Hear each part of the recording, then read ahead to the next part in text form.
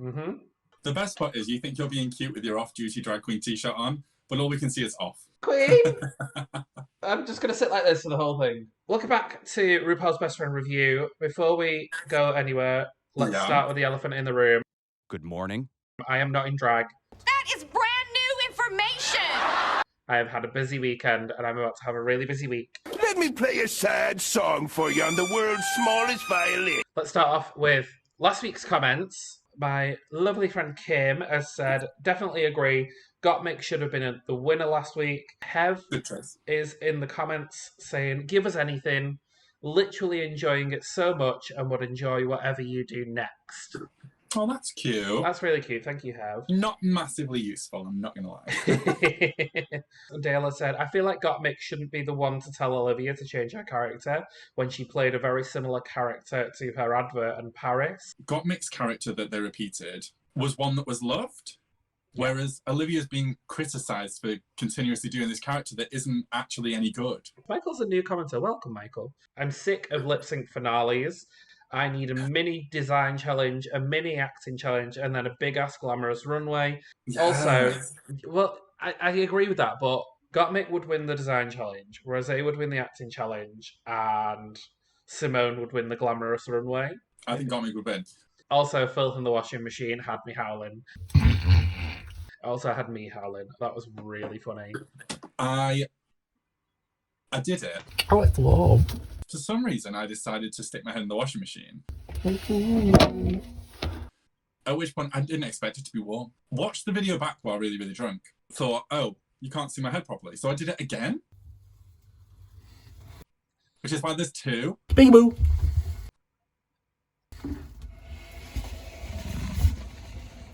God. Let's get to the reviewing! Welcome to RuPaul's Best Friend Review, bringing you a review of Season 13 of RuPaul's Drag Race. With your hosts Annabelle Lecter and Philth. I know you hate the dab, but I had to bring it back one last time. We're back in the workroom. They're sad that Olivia's gone. Rosé feels great. They talk about scorecards. When have scorecards mattered?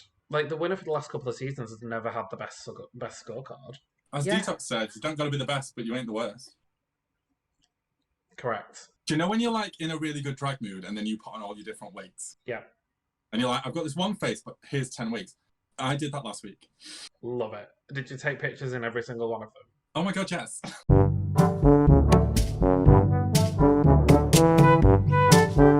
I've got this bang, like a fringe with like the side bits.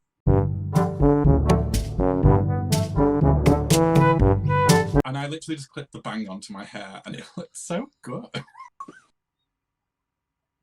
Love it. New day. The queens around the table. They talk about what they would spend their $100,000 prize money on. Simone and Rosé talk about they would invest it back into their drag. When do drag queens actually have money to spend on anything that isn't their drag? Food, bills, wigs.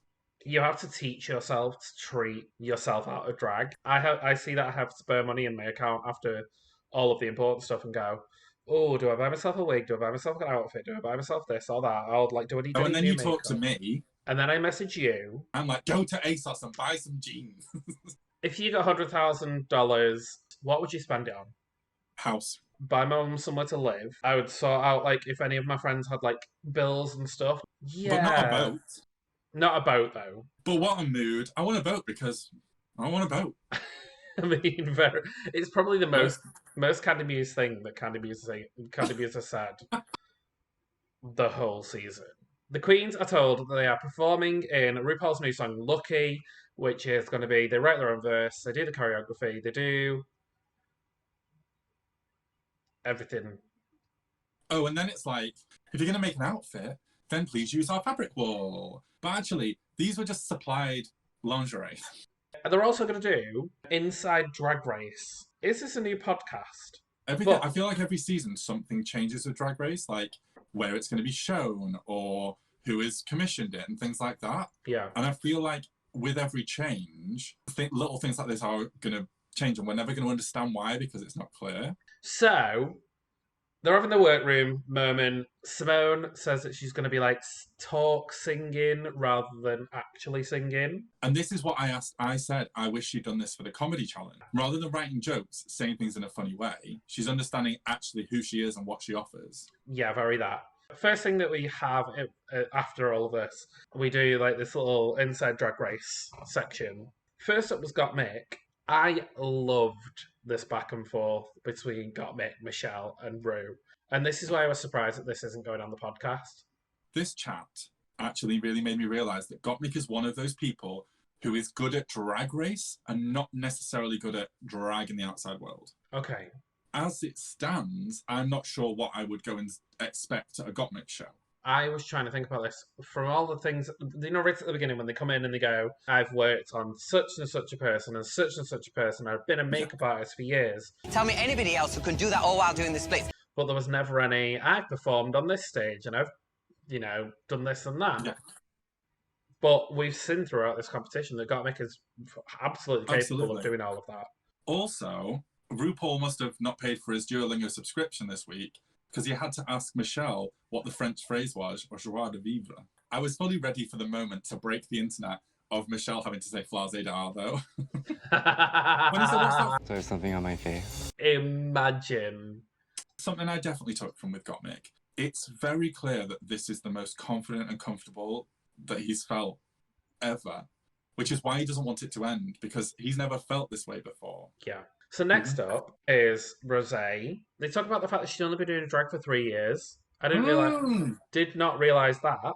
Isn't that crazy? After talking about how Olivia's only been doing it for like a year, but like she's nonsense. But like the fact that Rosé's only been doing this for 3 years and she looks so old and seems so experienced.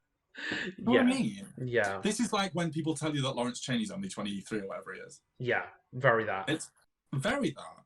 I was a little bit bored with this after seeing how good the interview with Gottmik was. I've written over half a page on Gottmik's interview, and then I've written less than a page on everyone else's combined. One thing I will point out is, thank you for participating, which to me was like, you've not won, but thanks for being here. Oh! The way I saw it, I just thought, do you think they had a choice? Out in the real world, no one's doing anything right now when this was filming. This is a place you're going to pay me to be here and maybe give me $100,000 at the end and also make me famous? I mean... I feel like they've sort of glazed over the COVID situation all season.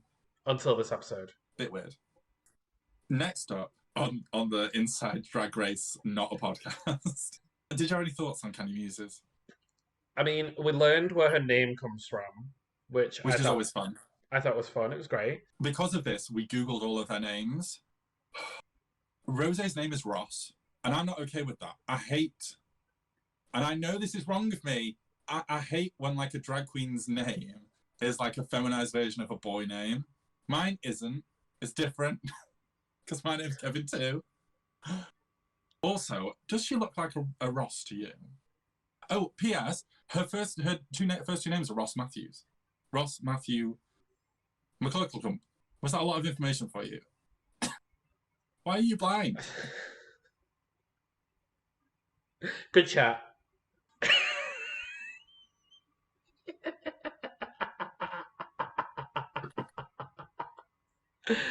Woo. Good. Candy You're back in the room. I'm back in the room. Candy Muse. Kind of really just enjoyed listening to Candy just chat. Cookie! Yeah. Finally, in this section, is Simone. This was my least favourite of the four for me. Simone was adorable in it, but like... And how cute did she look as a boy in this? Yeah. In her confessionals, it's a bit hit and miss, but like, girl, in this lighting. Mm-hmm. Yeah. Also, we get this sort of teaching moment about connecting the character. I'm not someone who has a drag character, necessarily. Like, I'm always a bit like this, but now right now I'm a bit more drunk. I think there are so many people who their character in drag and who they are out of drag are day and night. And actually, sometimes to their detriment, the way that Simone has experienced, struggling to connect to the same level of confidence. You just got to learn how to harness it. I always say that Annabelle's a bit like when you go to a family party and there's like an auntie there that your mum goes, she's going to get you in trouble and then blame it on you and not take any responsibility whatsoever. I'm wearing no clothes and I'm so warm. Because I live on the top floor and my flat is basically made of metal on the outside. So like the sun came out today and it started being boiling. But also I get ready under a load of really big lights. Then I sit here and I have a ring light and 2 soft boxes going on. Yeah. I feel so gross. Why? Possibly also caffeine. I mean, there is that. Oh, so now we're on to choreography with Jamal Sims. I didn't write a lot about this section, but Jamal Sims is the kind of choreographer who just understands that some people work on counts, some people work on lyrics, some people aren't great dancers, but they can, like, if they sell it with an attitude like they did with Simone, they're going to sell it. They won't let anyone fail because this is a professional music video for RuPaul's latest song. Yeah. Which makes it a bit boring, in all honesty. There was no real risk. That actually, here, when it comes to some of the All-Stars ones, when they know they're with seasoned performers that they can trust, they film the whole video live. We didn't get to see it, but they'll have gone, redo this, redo this, redo this, redo this. Yeah. Good, but also yawn. Okay, so they move on. First impressions. Have anything massively changed for you from first impressions? Because specifically, I remember you dragging Gottmik through the mud when she entered. Yeah, I didn't drag them through the mud. I really didn't like that. This arrogant bitch has walked into this fucking room thinking she owns the place, she's beautiful and she's useless, and I hate her, and then she fell over. Yeah, that's exactly what I said. Roll tape. But what was even more jarring was this attitude. Oh, really? There's like this overconfidence with Gottmik. This overconfidence. And literally, we saw it right up until the shoe fell off. And then as soon as the shoe fell off, Gottmik kind of went, oh shit, I need to turn it down. I don't remember this, but okay. Oh, you were like, and I feel like when she fell over, that finally taught her, okay, I'm not the shit. You were angry. Yes, I do think I've changed my mind on a few of them. Candy, I thought I wasn't going to enjoy as much as I have, even though there's been a couple of weeks where we've ripped her to shreds. It's never like she is hateful and evil and horrible. It's always like, babe, your look was shit. What about you? Have you? We've been doing this for 14 weeks, which is what, 3.5 months? Yeah. So I genuinely don't remember if I said this or not. I assume. Oh, I've got all my notes here. Oh, I wrote stunning, which was not how I felt. Right. Okay. Oh no, I'm on the wrong page. No, I'm not. Right. So the way I saw her was that, she feels her fantasy, and then she doesn't really push it because she feels her fantasy, very like Dita Ritz. Mm-hmm. But no, she has made me feel her fantasy. Yeah. I thought she came in loving herself, and she even said, Simone has saved my life. Yeah. But she didn't love herself, she loved her character. Otherwise, Absolutely. Nothing's changed in my estimation with anyone. Something that COVID has brought is mystery back. Yeah. Because we didn't know, obviously, at this point, would they have a live fan or would it be a dance-off? Because the last season, they did 3 of them in the house because one of them got kicked out and they all did in the house. We didn't know what it was going to bring. Any other season, I'd have gone into this episode being like, why am I even watching this? Throughout this episode, I was like, hey, this is going to be a very copy-paste episode. But there was like a bit of hope that there might be some drama, which I enjoyed. Yeah, I enjoyed. But next up, we head to the runway to meet RuPaul. Mm-hmm. Of RuPaul's Drag Race fame. This look, Mama, what were your thoughts on it? It made me think of Olivia's dress from last week. Oh, yeah. Shit, and RuPaul should have gone home. You think that this is the first time in weeks that she's worn something that looks like it was actually made for her? Yeah. But, that said, I'm not really into it. I didn't hate it like I've been hating her other stuff. It at least looked like it was made for her, even though I didn't care for the styling of it in any way, shape, or form. We move on to the music video. So for the first time in a while, I quite enjoy this song. Well, I feel exactly the opposite. Oh, really? Good chat. Candy Duquesne said quite correctly that this just felt like an off-brand B-52 sort of record moment. For me, it was giving me like Meghan Trainor vibes. Oh, I could see that too, actually, and maybe her whole thing is off-brand B-52. Oh, never mind. I don't like you either. I didn't understand the theme. Like, RuPaul's bits were, you're so lucky I'm going to fuck you. Mm-hmm. But then the verses were like, I'm a boy from Scotland. Like, I didn't... It's meant to be like a brag track. Yeah. But the overarching theme was meant to be because you want to have sex with me. Whereas Gottmik was like, beat my face and wear my body. I tell you pretty and something hotty. I don't know. And also there were too many words in everyone's bit. For me, this will never compare to Phenomenon. No, and that's the thing. I literally put the same thing. I was like, wait, I'm sorry. Didn't this whole conversation start with you telling me that this was the best song for a while? I meant like first finale song. Oh, for a while. Like, because what have we had? We've had fucking Super Queen. We've had what was the one for season 12? They did the songs from Drag Race Live, so no one had to write anything. Mm-hmm. I guess 3 of the queens in this had some of the more memorable lines from the first 2 episodes. Yeah, but I couldn't tell you what anyone said in this. I genuinely will never listen to this again unless someone makes me. I enjoyed it because it felt different to what Rue's done in the past. But not in a... Do you remember when she tried to do the rock song? Not in that way. The girls themselves, right, reminded me of, you know, the Destiny's Child video? Okay. Where it flicks to different... Well, I know Beyonce.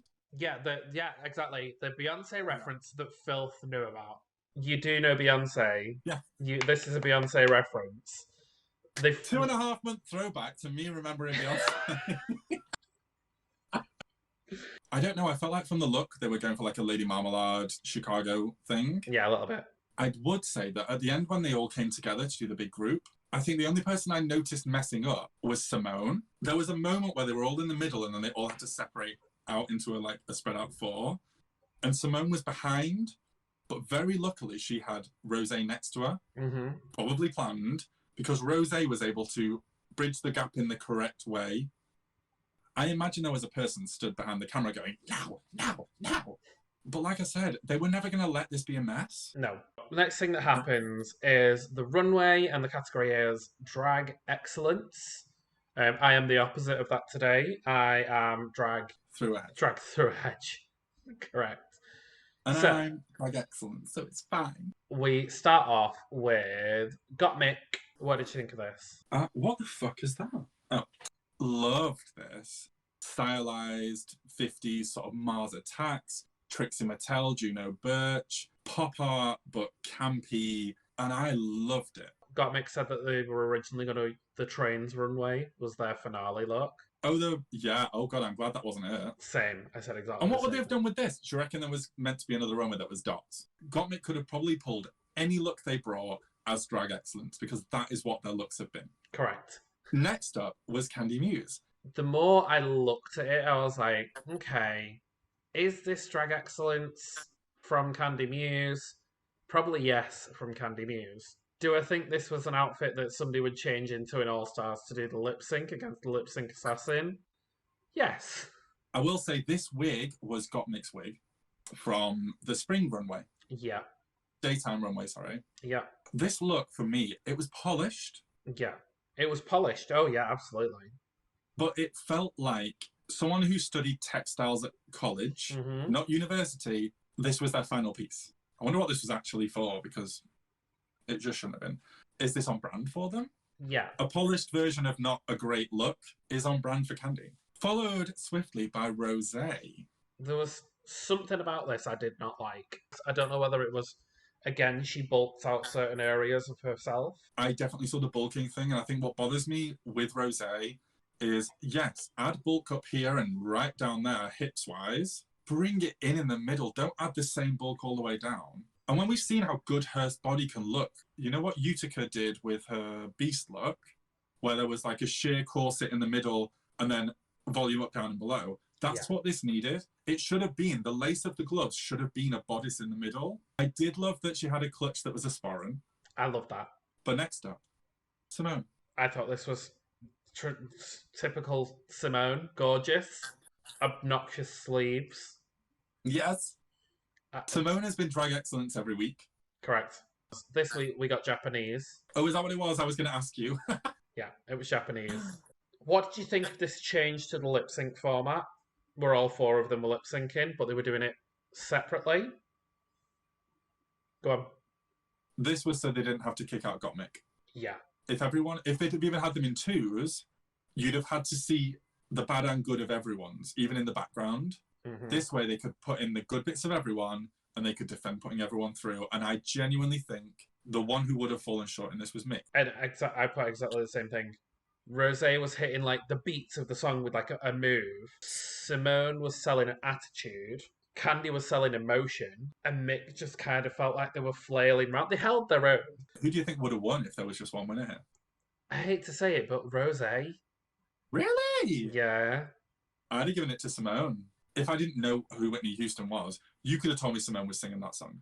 Well, all 4 of them are going to the finale. Well done, them. But this nonsense, calling them forward one at a time and then taking a pause before Simone. Oh. But the torture. You could see it in the eyes of everyone, every other queen, looking down the line and being like, the fuck is going on? Well, I think the thing is, in that moment, they probably had thought, oh, there might be 3 of us, there might be 4 of us. But then when it came down to that, I feel like they all knew Simone was in the finale. And I think they all went, is she announcing it? Is this just it? Is this the winner? Imagine. So next week is Drag Race Reunited. And it feels so good. It's 2.5 hours long. So I'm excited. Guess what we're not going to be doing next week? Fucking reviewing that twat nonsense. Oh my god, I'm so excited you just said 2.5 hours of this reunion because this is going to be a reunion. Yeah. But that means we'll be back in 2 weeks. We might do like a little best of best friend review next week and edit some bits that we've enjoyed from other episodes. But let us know in the comments what you thought about this week's episode. But for now... And once again, please tell us what you think we should do after all of this shit finishes. Yes, absolutely. There have been various ideas that have come in about either reviewing other TV shows or previous seasons of Drag Race or something. Tell us what to do and what you enjoyed about this, because then we'll know what to do and we will do it. Because we've enjoyed it. We loved it. We've enjoyed it. We've enjoyed it a lot. But for now, I've been Annabelle Lecter. And I've been Philth. And this has been Best Friend Review. And we'll see you in 2 weeks' time. We'll see you in a bit. Ta-ra!